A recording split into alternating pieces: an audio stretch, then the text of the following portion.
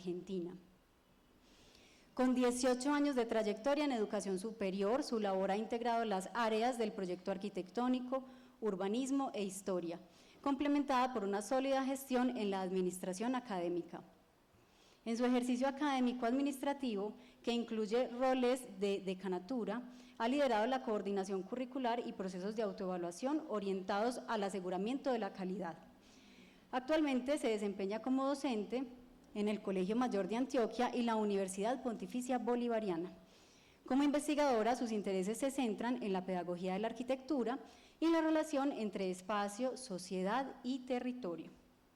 Asimismo, su producción intelectual aborda el estudio del paisaje, la identidad territorial y las dinámicas de enseñanza de la disciplina. En esta sesión, la profe nos va a hablar en una charla inicial de 20 minutos y luego daremos paso al diálogo, ¿cierto?, a la conversación. Muy importante, les pedimos dos favores. Van a estar apareciendo unos códigos QR, algunos son para la lista de asistencias, por favor nos colaboran diligenciándola, y otra es ese que estaba antes del Padlet, que es un tablero en línea donde ustedes podrán colocar comentarios y preguntas que quieran que entren dentro de la conversación con la profe. Entonces los invitamos a que disfruten mucho este espacio académico y que podamos aprender un montón de esta investigación, profe.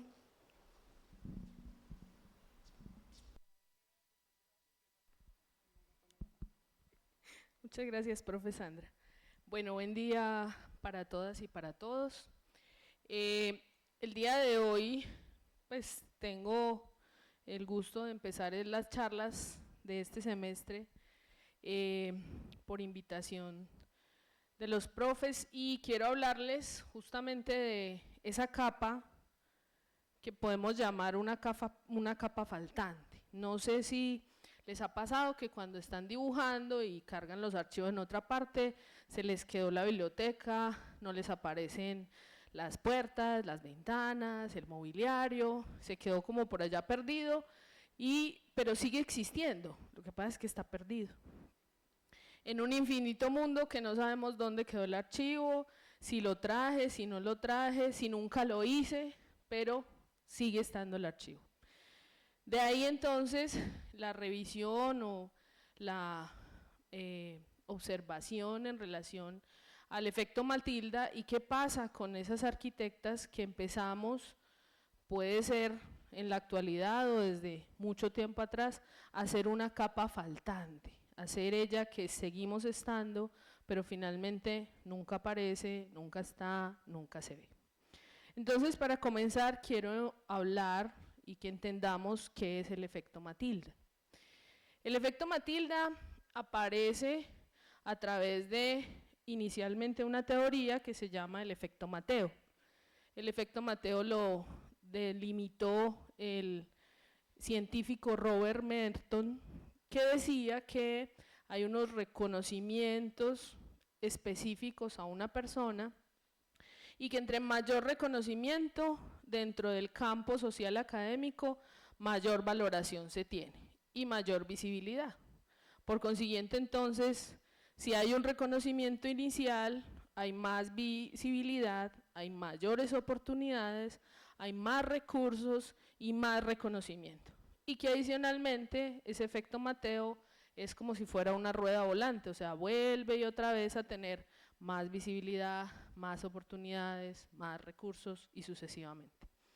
El efecto Mateo se planteó inicialmente en la estructura científica, las ciencias puras y duras, matemáticas, física, biología.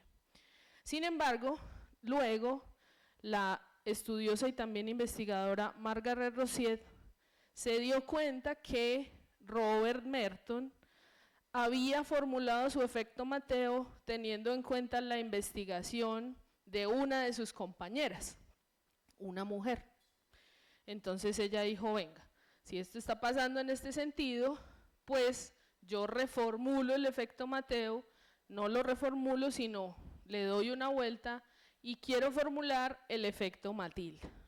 Lo denominó así en nombre de Matilda Jocelyn Gaze, quien fue una pensadora activista que nos ayudó sobre el voto a la mujer en su momento. y que además fue una escritora, ayudó a la construcción histórica y cultural de la mujer en su momento también, a finales del siglo XIX. Entonces, Margaret Rosier dice que lo que pasa con el efecto Matilda es que hay un desconocimiento, o sea, hay alguien que está por detrás de esa información, pero que finalmente queda por allá dando vueltas. Para mayor entendimiento, les hice este esquemita que entendamos mucho mejor. ¿Qué es el efecto Matilda? Inicialmente es un fenómeno social que se denomina la anatomía de la omisión, cuando quitamos cositas que hacen falta dentro de la estructura del relato. Entonces tiene tres fases. Una primera fase donde siempre, normalmente, existe una coautoría, tanto de un hombre como de una mujer, o de dos hombres o de dos mujeres.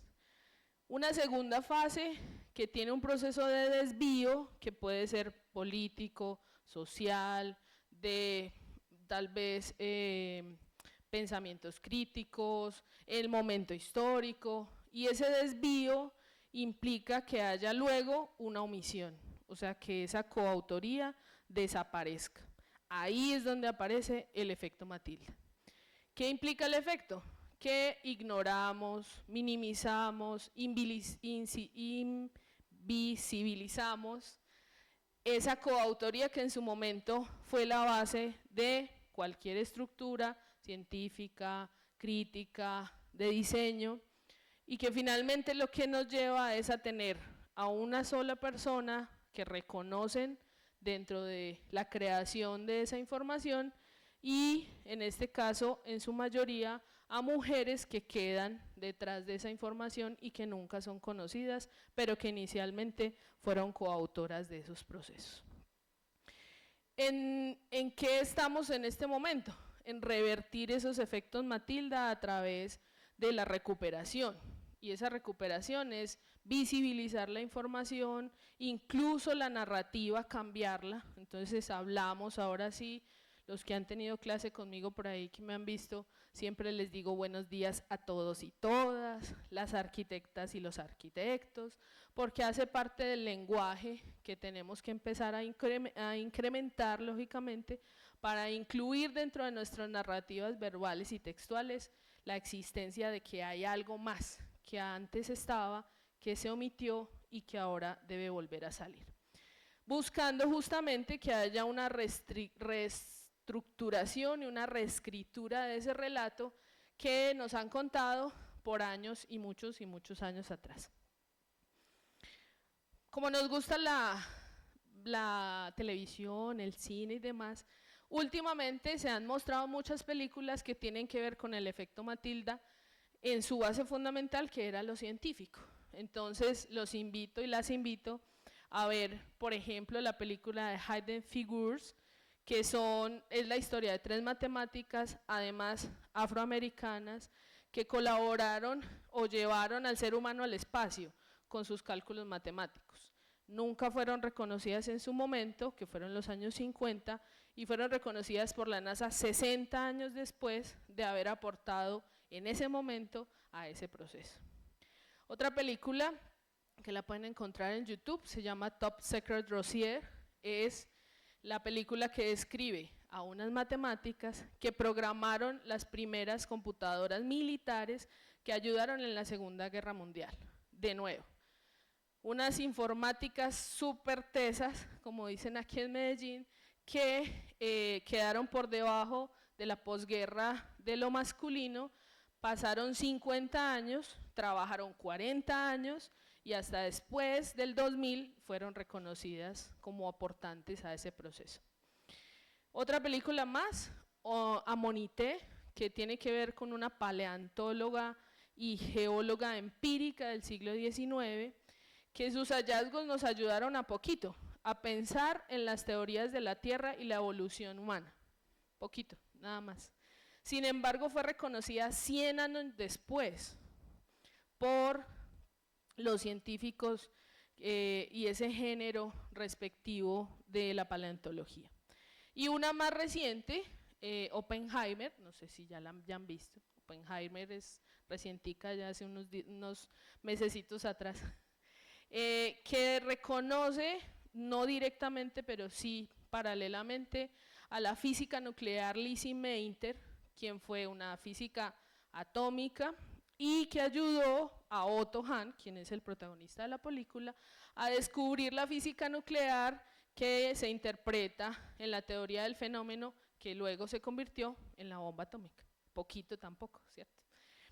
Pero que igualmente, en este caso, que lo vamos a ver más adelante, pues aparte de no ser reconocida, se le dio un premio Nobel a Oppenheimer por sus aportes y ella pues quedó por allá en ese efecto Matilda por debajo. Pasaron 40 años para que fuera reconocida como científica de esos procesos respectivamente. Les queda tarea entonces pues para ver efectos Matilda, que lo podemos ver en películas rápido, 1 hora y 45, y que entendamos un poco más cómo es el panorama social, político, cultural, de creencias que pueden estar alrededor de ello. Entonces, lo que les voy a mostrar el día de hoy es justamente como esa necesidad de registrar en el relato físico, en el relato verbal, en la historia, en cada uno de los que nos escuchan hoy acá y las que nos escuchan en video o a través de otras plataformas, de lo que debería estar registrado. No es ni el 5% del proceso, pero sí quiero mencionar que toda la información que vamos a ver el día de hoy, gráfica, textual e informativa, no es autoría solo mía, es autoría de 4 arquitectas que nos hemos dedicado a este proceso, que nos gusta, lo hacemos con cariño, nos gusta investigar, pero que finalmente pues estamos en proceso, no hemos publicado, tenemos un montón de información y sigue ahí porque es como de una tarde de café que hablamos de vez en cuando. Entonces, siempre comenzamos con esta pregunta y es ¿a cuántos de ellos conocen? Pueden participar pues en este momento. Los nombres los conocemos, por sus facciones sabemos quiénes son, ¿cierto? Más fácil pues Le Corbusier, Frank Lloyd Wright, Mies van der Rohe, Rein Koolhaas, Wieck, ¿cierto? Bien, y ahora entonces, ¿a cuántas de ellas reconocemos? Por número me pueden decir, ¿sí? 1, 5 por allí, 2, 6 por allí, 7, perdón. Ok, 7. 7 de 2, 4, 6, 8, 10, 12. 7 de 12, ¿cierto? Que son un montón. Bien, ahora, ¿a cuántas de ellas reconocemos? Dentro de la historia, que son las más de atrás, ¿cierto? Ahí están algunas repetidas, está Zaha Hadid por acá, ¿sí? Bien, ¿y a cuántas de ellas que son más recientes reconocemos? Es porque están chiquitas, me dicen aquí, mentiras. Pero todas ellas son arquitectas que han aportado a la historia de la arquitectura y que no reconocemos. Y el reconocer no implica solo saber el nombre, el reconocer implica saber qué hizo la casa, qué aportó en esto, que escribió el libro, que leía el artículo, que es mi profe en un salón. Esa es la intención justamente de nosotras como ellas en arquitectura de mostrar esta información. El proceso de investigación nos ha llevado en este momento a descubrir a 145 arquitectas con información no completa, pero sí en un 80% de dónde estudiaron, qué han hecho, debajo del efecto Matilda de quién están o estuvieron, y qué están haciendo en este momento, sobre todo pues las más recientes. Pero 145 en verdad son muy pocas, ¿cierto? De ellas podemos destacar a 20 pioneras, que fueron las primeras que nos llevaron a ese medio, 25 de la época dorada de la arquitectura que llamamos la modernidad, 13 reconocidas internacionalmente en público, 5 reconocidas nacionalmente y 11 que han ganado premios alrededor de su ejercicio. Y entonces, ¿qué pasa en la arquitectura del Colmayor? Bueno, en el Colmayor el panorama no es nada diferente tampoco. Nuestras profes somos 16 profes de 52 profes, o sea, tenemos un porcentaje del 30.7% de profes mujeres que enseñamos arquitectura, sobre 37 profes hombres. Pero al contraste con el otro lado, tenemos 536 estudiantes, de las cuales 284 son mujeres y 252 son hombres. O sea que nuestras estudiantes, que son futuras arquitectas, están por encima de la cantidad de los hombres. Este panorama no es diferente en todas las instituciones de educación superior de Colombia, y mucho más me voy, de Latinoamérica. O sea, en nuestras escuelas estamos enseñando más a arquitectas que a arquitectos. Vamos a tener más arquitectas que arquitectos, pero seguimos hasta ahora reconociendo 145 o somos tan solo el 30% de una planta docente de 52 docentes. No porque esté mal, no porque esté bien, es qué está pasando con el 52.9% de las profesionales en arquitectura, en dónde están, qué están haciendo, a qué se dedican, y ahí es donde reinventamos el efecto Matilda y nos ponemos a pensar, venga, contemos la historia desde otro punto de vista, ¿cierto? Voy a mostrar tan solo 5 ejemplos en total de esos efectos Matilda, pero finalmente la charla está centrada en justamente pensar en dónde nos quedaron estas 16 y estas 284, que si las sumamos a estas 145 seremos 445 arquitectas en solo el mundo, más el Colegio Mayor de Antioquia al 2026-1. ¿Y qué pasa con las demás que están en las otras instituciones a nivel nacional e internacional? Bien, uno de los ejemplos más importantes del efecto Matilda es Charlotte Perriat. Charlotte Perriat fue una estudiosa de la antropometría en la modernidad y estuvo bajo el efecto Matilda de Le Corbusier. Para Le Corbusier, ella siempre fue una señorita que le ayudaba, siempre fue coautora, pero nunca fue autora de ninguna de sus acciones o de las muestras o del arte que salió a nombre de Le Corbusier. Sin embargo, dentro de la investigación, ella fue la diseñadora de la famosa silla Grand Confort, que es denominada una silla de Le Corbusier, pero la que la diseñó fue ella.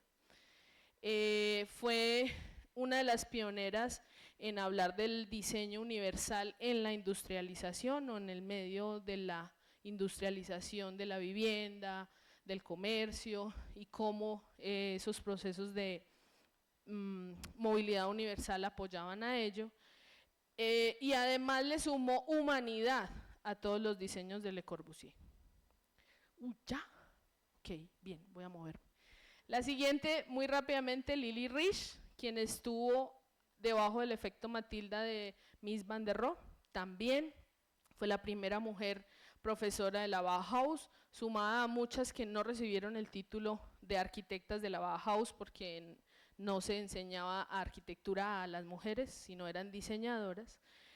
Pero finalmente su colaboración más importante que está bajo el efecto Matilda es el pabellón alemán que denominamos el pabellón de Mies van der Rohe. No es solo de él, es de él y de ella, su autoría respectivamente. Si nos vamos a los premios nacionales e internacionales, los premios Pritzker han entregado 47 premios, de los cuales tan solo 5 premios se han entregado a mujeres, junto con hombres 3 premios, individuales 3 premios y uno no reconocido que nunca se entregó y se sigue en la lucha de la entrega. Pero 47 sobre 5 es un gran porcentaje, el 90% se ha dado a los hombres. Vuelvo y repito, no es que esté mal, es que sí hay aporte de la mujer, pero ¿en dónde está ese aporte que se ha dado?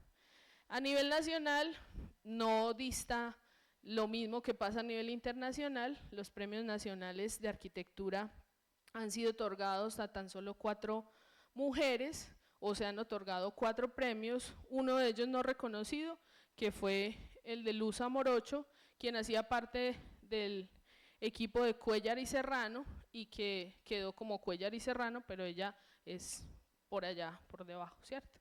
Pero mucho más importante que tenemos premios que no sabemos quiénes son las arquitectas, porque no conocemos su cara, no hay fotos, no hay registros, y adicionalmente que todos los premios de arquitectura nacionales están a nombre de o nombrados en razón a un arquitecto. Entonces yo me pregunto, bueno, ¿y no podría existir un premio a la investigación teórica y crítica, no Carlos Martínez Jiménez, sino por ejemplo Silvia Arango? El premio Silvia Arango a la crítica de la arquitectura. Bueno, no sé, podría pasar.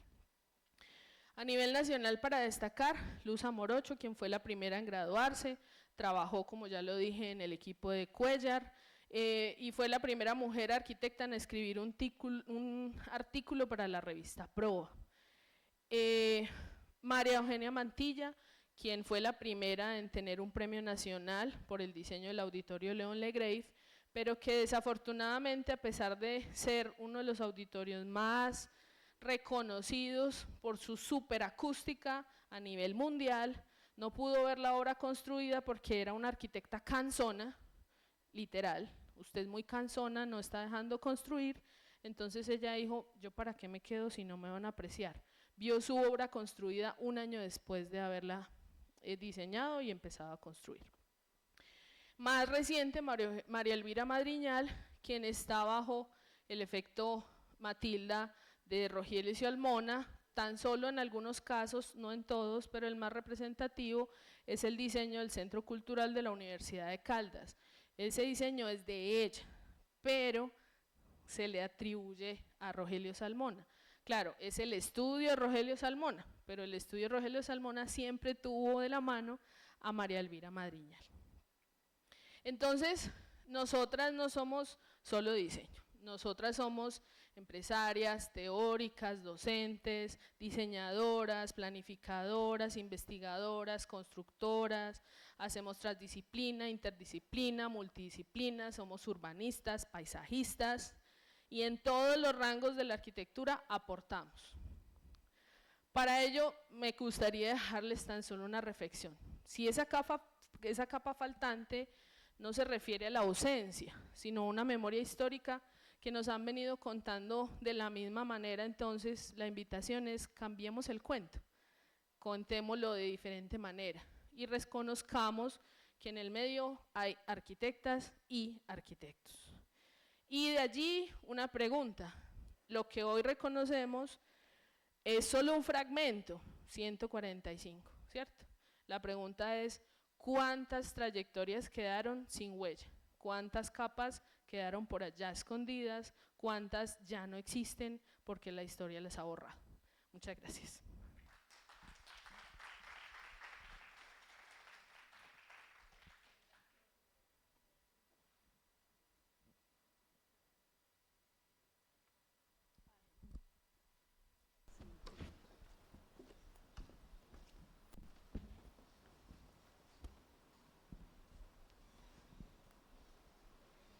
Bien, enseguida entonces la idea es que vuelve a rotar el QR para que puedan hacer sus aportes, si tienen preguntas, comentarios para este diálogo.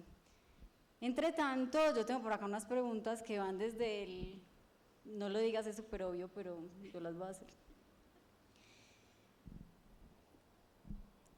A ver, primero, por ahí decían, esto comenzó como investigación desde estar tomándose un café y decir, vamos a investigar. En ese momento que ustedes toman esa decisión, ¿cómo hicieron para empezar a rastrear una capa invisible? Bueno, yo debo mencionar que yo fui la última en incorporarme al equipo. Inició una de las arquitectas que mencioné, por esa justamente intención de consultar qué estaba pasando, y arrancamos pues ella arrancó por la modernidad, porque se dio cuenta que había cosas como que no cuadraban, ¿cierto? Pero debo mencionar que ha sido muy difícil.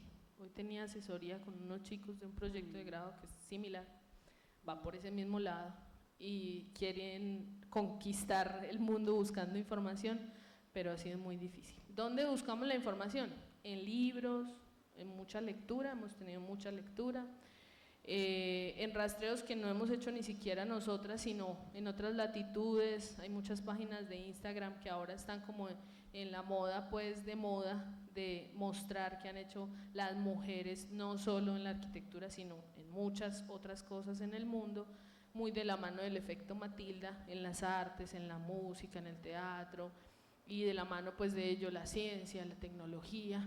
Qué tan bueno sería tener una película próximamente de Charlotte Perriand, por ejemplo, ¿cierto? Pero que ha salido de allí y es como buscar ese hilito y a ver hasta dónde nos da y hasta dónde encontramos, pero también es la frustración de que no encontramos. O sea, la vimos por el nombre y ahí quedó porque no hay información.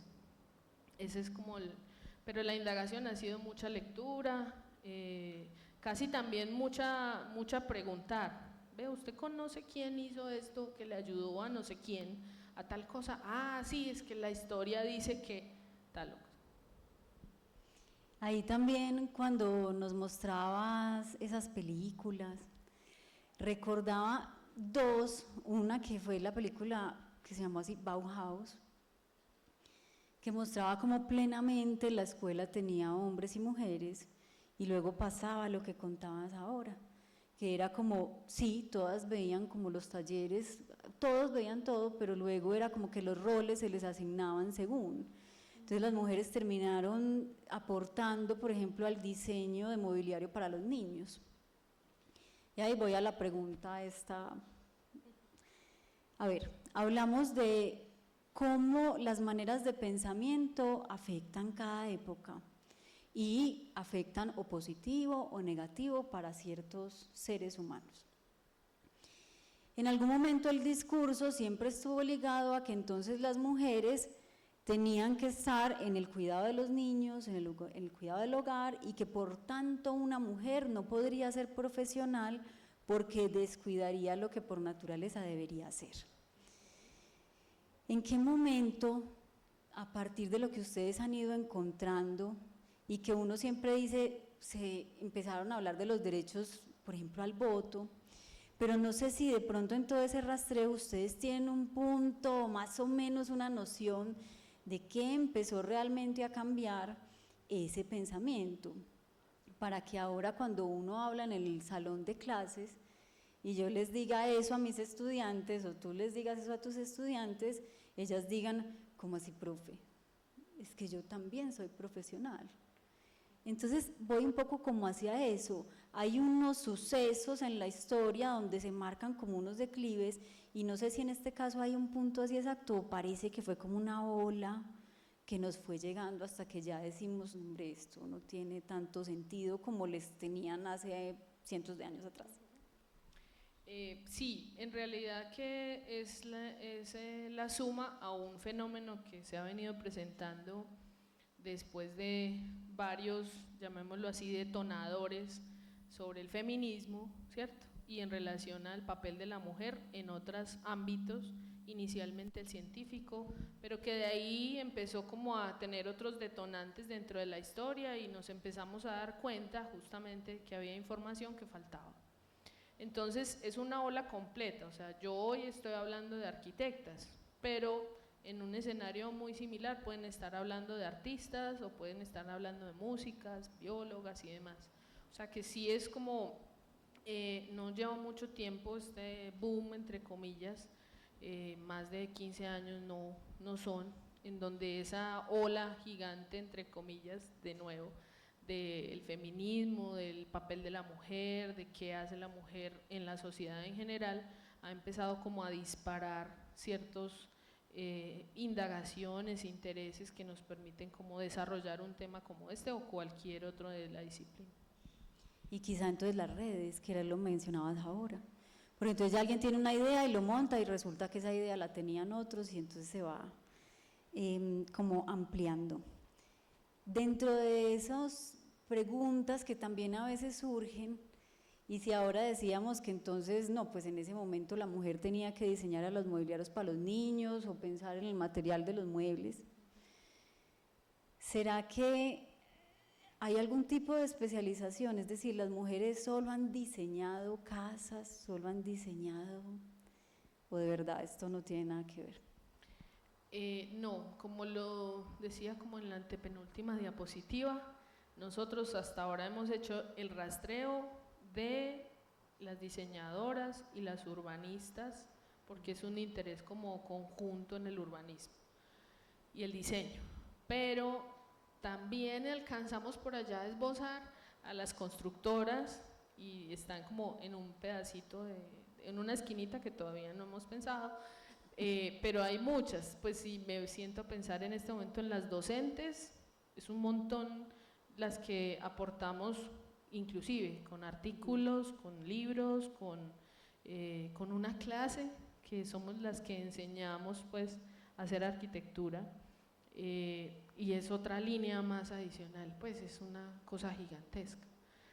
No hemos construido mucho, pero hacemos la enseñanza, es otra línea más. Entonces no es como esta o esta, sino es un gran abanico de posibilidades que nos da la arquitectura, que hasta ahora hemos tocado 2 punticos o 3 y que ahí vamos. De vez en cuando nos reunimos, a veces nos despistamos y no nos reunimos, pero queremos seguir en el proceso además. Gracias por querer seguir. Por acá nos hacen una pregunta dentro del Padlet y es cómo podemos aplicar de forma práctica la visibilización de esta capa invisible en el ejercicio de la docencia y en la vida profesional en general. Yo creo que lo más importante es tener la información, ¿cierto? Desafortunadamente esa información hasta ahora está saliendo a la luz. Entonces, más que una indagación de la búsqueda de un libro o un Instagram que me diga que existió X o Y arquitecta, es empezar a meterlas en el discurso. Por eso yo hago mucho énfasis como en siempre hablar de ellas y ellos, las arquitectas y los arquitectos, porque eso sí finalmente genera un clic en la cabecita.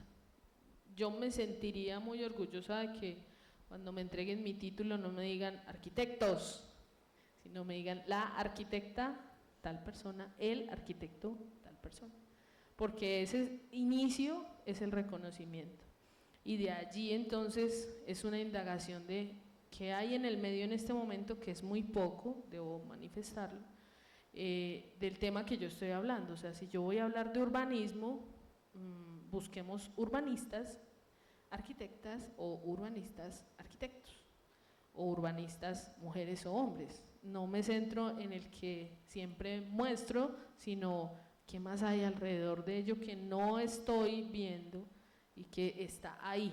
Muy probablemente sí está ahí, pero no lo he visto, porque siempre veo es para este ladito, no veo el panorama completo.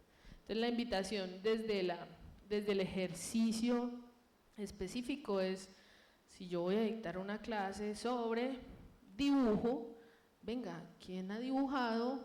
Y busquemos en esa gran internet, cuando busco mujeres dibujantes, a ver qué sale, y la traigo de nuevo a la realidad. Esa sería como la posibilidad. Y ahí yo creo que eso también enlaza con una que teníamos acá, que era como qué estrategias para el futuro, de manera que no se vuelva a generar ese efecto Matilda. Yo había dicho ahorita que recordaba 2 películas, y una fue la de Bauhaus, y la otra película era de un artista. La película se llama Ojos Grandes, y ella era la que hacía todos los cuadros, pero siempre quedaban a nombre de él, y lo que hizo pues en ese caso el jurado al que se elevó la demanda básicamente por derechos de autoría fue ponerlos a pintar a los dos en ese espacio y pues saber quién hace la pintura. Y pues claro, Jacobi pintó tranquilamente sus ojos grandes y el hombre quedó pues ahí como un poco enredado. Entonces pensaba como en todo eso porque lamentablemente voy a lanzar una conjetura, y es que pareciera que en la humanidad, a medida que nos concentramos en una cosa, siempre nos queda otra por fuera del pensamiento. Entonces, no solo ha pasado con las mujeres, sino que hay infinidad de casos en los que, pues, entonces tienes tal etnia o este color o aquella cosa, eres muy alto, muy bajito, lo que sea, y en ese momento ya no puedes hacer parte. Me pareció también muy interesante cuando nos hablabas de esa referencia que ha habido en las ciencias y cómo desde la física, desde la astronomía se vienen reconociendo pues como esos grandes impulsos, y cuando las mujeres empiezan a graduarse en las escuelas y cuando las mujeres empiezan a tener unos cargos entre comillas de poder. Entonces ahí voy a enlazar a lo siguiente.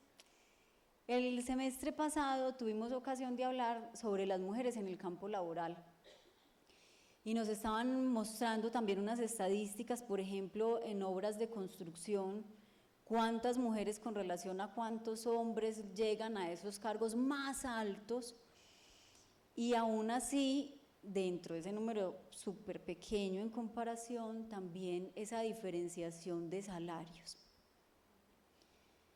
Yo quisiera, profe, que de pronto tú nos hables un poco también si dentro de esas pesquisas y al ir revisando como todo eso, han logrado encontrar esos datos históricos, que no es que tengas que saberte el nombre, de pronto sí, pero esos cargos de poder, como hacia qué puntos empezaron a ver mujeres que decían, no, es que esta es la firma Viviana Sanabria, ¿cierto? Es como, no me da miedo, lo voy a hacer a nombre mío como mujer y vamos a ver qué pasa, y pues por supuesto también han triunfado común y corriente, como debe ser. Pero no sé si hay algunos, hablando ya de esos cargos de poder y de esas otras cuestiones que se dan dentro de la labor o dentro de la discriminación de sí te contrato pero te pago menos porque eres mujer. Ahí entra mucho a fungir el efecto Mateo, pues porque el efecto Mateo está estructurado en una sociedad que reconoce con mayor facilidad el aporte de un hombre que de una mujer. Entonces tendrá mayor reconocimiento constantemente. Y por consiguiente es muy difícil que tú entres a ese medio diciendo es que yo voy a entrar a este medio, ¿sí? Es muy complicado. No hemos hecho la pesquisa, no hemos hecho la búsqueda, pero sí digamos que un poco, que hablabas hace un momento como del futuro que está pasando ahora y cómo lo hacemos en las aulas y demás, pues seguimos en ese mismo medio. Por ejemplo, las profes que yo sé que estamos por aquí, los profes que somos investigadores, cuando le piden a uno un artículo, le piden a uno un artículo y la cita es V. Sanabria, pero la V no se sabe si es Viviana, Vincenzo, ¿cierto? Es V. Sanabria, es D tal cosa, es L tal cosa. Ese medio, que es un medio científico de investigación, no nos permite entrar allá. Yo entraría diciendo, por favor póngame Viviana Sanabria, que es que yo soy autora, no autor, pero el medio no lo permite. Y en otros sentidos, pues sí, claro, el proceso de contratación, quien está en los cargos de poder, no hemos tampoco hecho la consulta, pero sí somos conscientes de la experiencia propia, de que es complejo, pero sí hay un efecto Matilda. No llamado así porque el efecto Matilda pues yo lo he denominado hace muy poco así, pero sí existe y no hemos hecho como esa indagación. Existe, existió y de primera mano me pasó a mí también, o sea que yo fui una de las que le pasó lo mismo, me pagaron menos por hacer el mismo trabajo que hizo otro en el mismo cargo, o sea que no es algo que haya desaparecido o que esté fuera del contexto o que esté pues por allá todavía muy atrás, es una realidad que vivimos aún y no sería muy bueno seguir aportándole a ese proceso. Esas son fuertes declaraciones. Sí, yo les digo con toda sinceridad. Claro, seguimos, realmente todavía está ocurriendo, todavía está pasando, y acá hay varias de las preguntas que hablan de eso: cómo hacemos para evitarlo, cómo tratamos de hablar en nuestras clases, y creo que por ahí ahora das una pista, desde el mismo lenguaje que empleamos, cómo es que estamos aportando para que esa manera de pensar en una cuestión de, no importa el género, pues tú eres profesional, bueno o malo, sin importar esa variable. Entonces, ¿cómo aportamos para que estas generaciones y las que vienen y así, entonces ya pues poner un punto de partida? Entonces creo que más o menos nos lo has hablado desde eso, desde ese lenguaje, desde eso que compartimos los mismos docentes en las aulas, que se empiece como a equilibrar un poco eso. No sé si hay algo más en eso de las estrategias.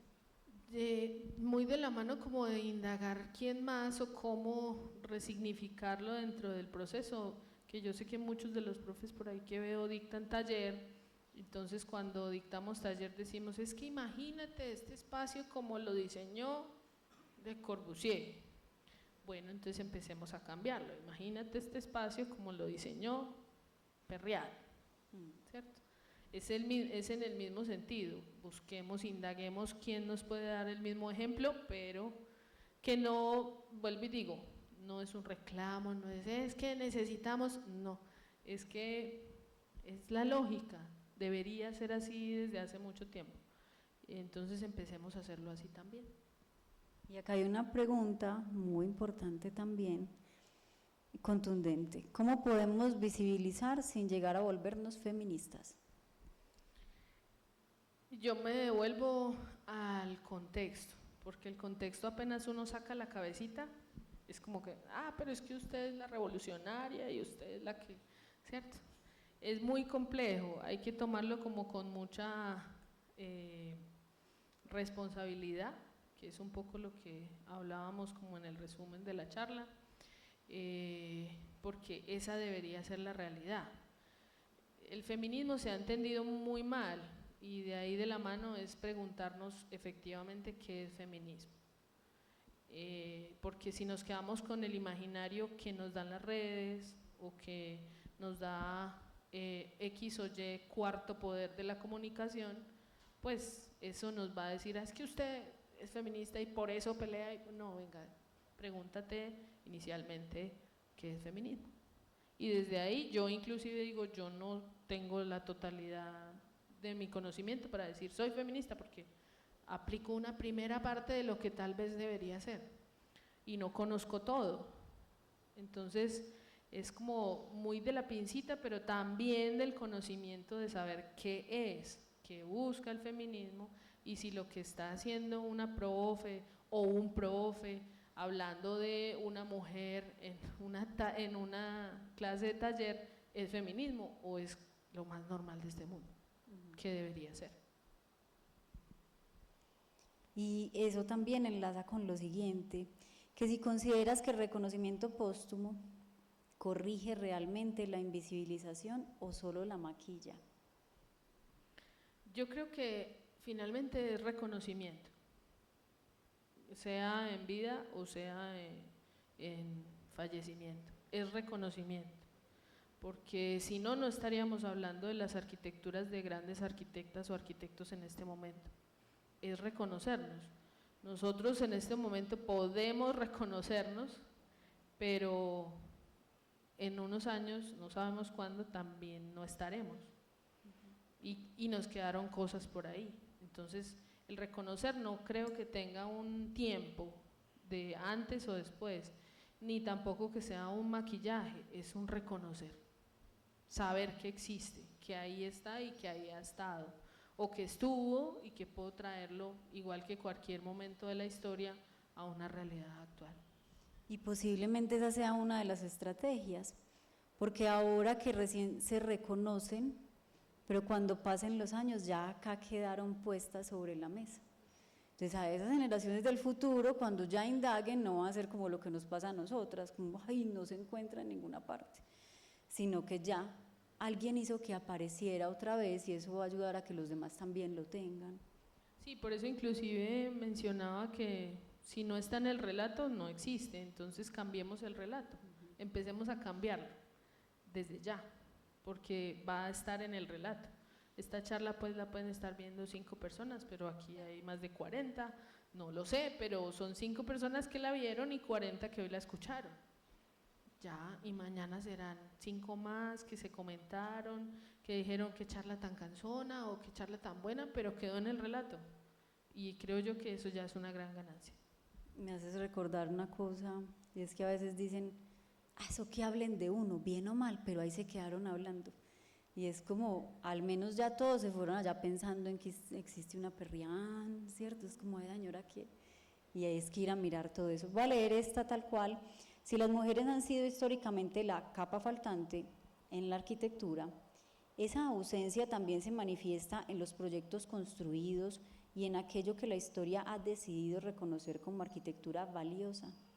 Sí, sí ha existido y por eso digamos que sale a la luz actualmente, o hace muy poco, pues ejercicios constructivos que como, pero es que quien hizo esta obra fue la arquitecta tal, pero es que el esposo fue el que puso la cara, ¿sí?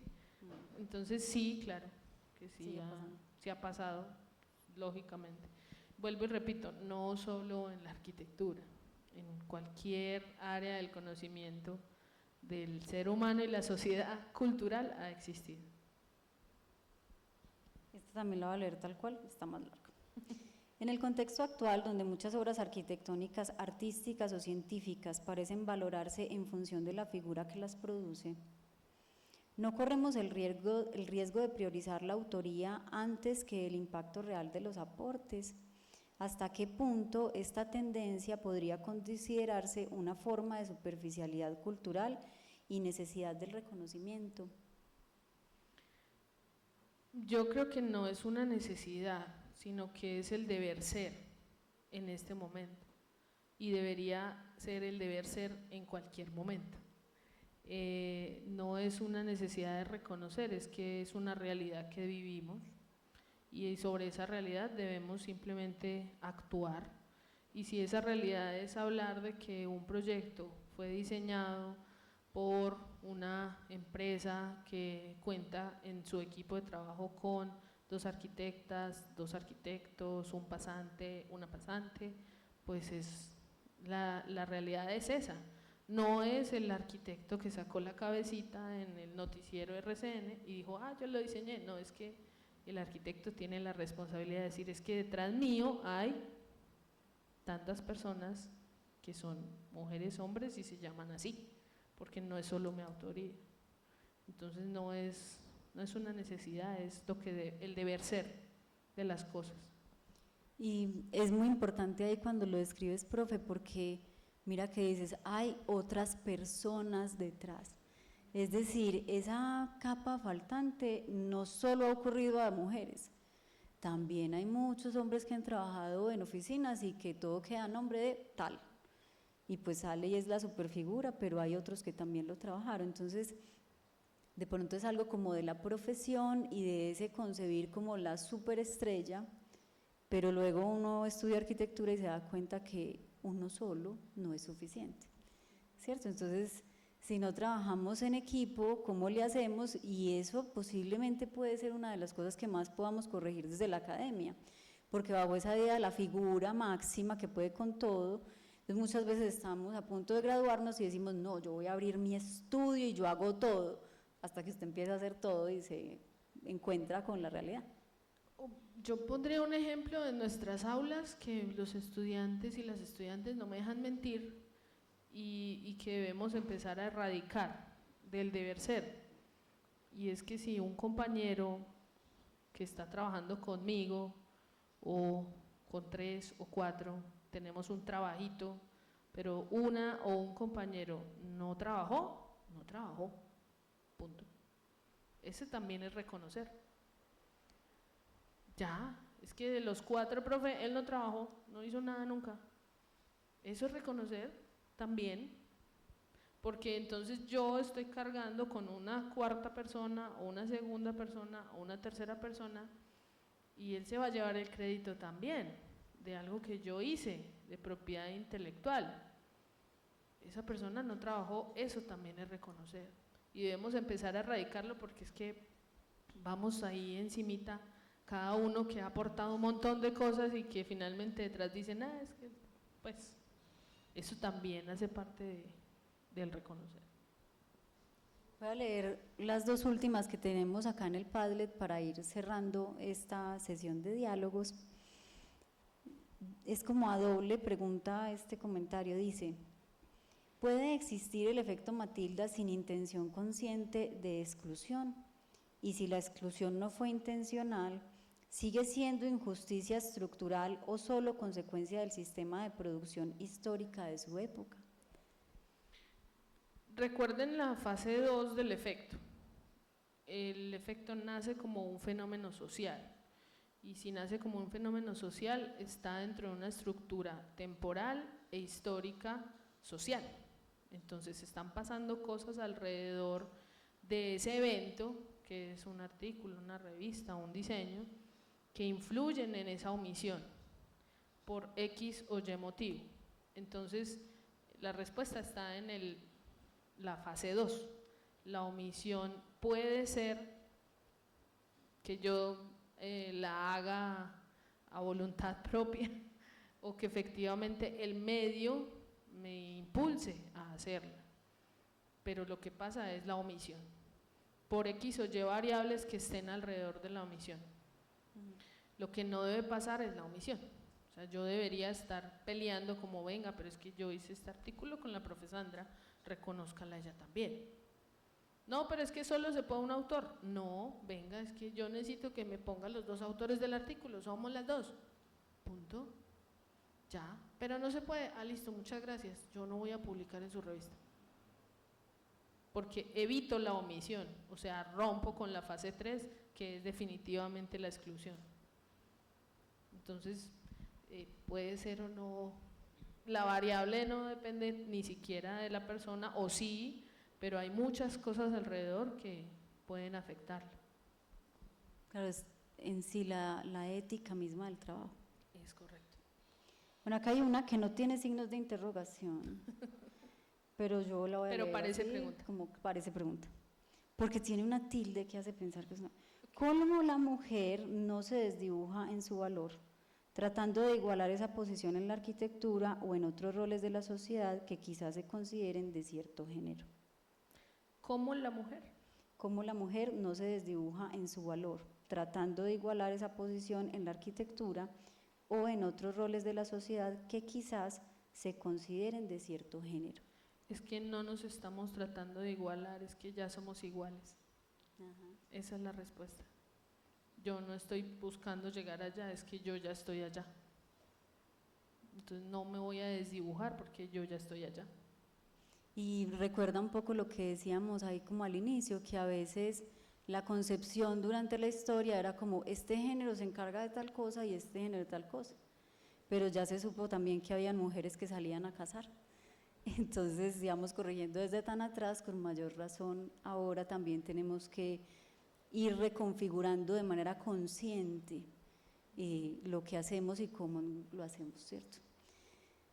Bueno, profe, muchas gracias a todos los que asistieron. Recuerden que tenemos los diálogos siempre a fin de mes, entonces los esperamos en la siguiente sesión, pendientes del Instagram del Semillero A+D, que el Instagram sería Semillero AD, y ahí vamos publicando todo lo que hagamos con el programa y también saldrá esta parte de diálogos para que ustedes nos puedan visitar, síganos, denos corazoncitos y esto quedará grabado también en el canal de YouTube del Semillero para que lo puedan consultar. Muchas gracias. Muchas gracias.